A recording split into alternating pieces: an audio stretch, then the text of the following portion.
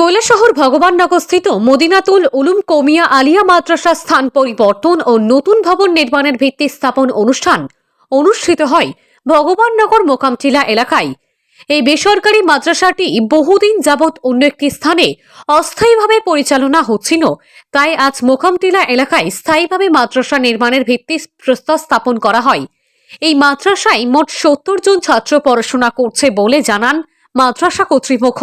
মাদ্রাসার নতুন ভবন নির্মাণের জন্য প্রচুর অর্থের প্রয়োজন, তাই মাদ্রাসা কর্তৃপক্ষ সবার কাছে সাহায্যের আবেদন করেন। ভগবাননগর হাফিজি আলিয়া মাদ্রাসা যে ছিল প্রথমে, তার আজকে আলিমানা বিভাগের স্থানান্তরিত করা হয়েছে ভগবাননগর মুকামটিল্লায়। তাই এতএব আজকে এখানে ভিত্তি রাখা হয়েছে, নতুন নামকরণ হয়েছে মদিনাতুল উলুম ভগবাননগর কৌমিয়া আলিয়া মাদ্রাসা মুকামটিল্লা। তাই আপনারা সবার অবগতির জন্য জানা যাচ্ছে যে এখানে আমাদের বিল্ডিং এর প্রয়োজন, ঘরের প্রয়োজন, তাই আপনারা সর্বাঙ্গে সহযোগিতা করার জন্য। Peace be upon you. First of all, I would like to thank all of you. You know that our madrasa first time was name was Madinatul Ulum Bhagwannagar Hafizi and Aliya Madrasa.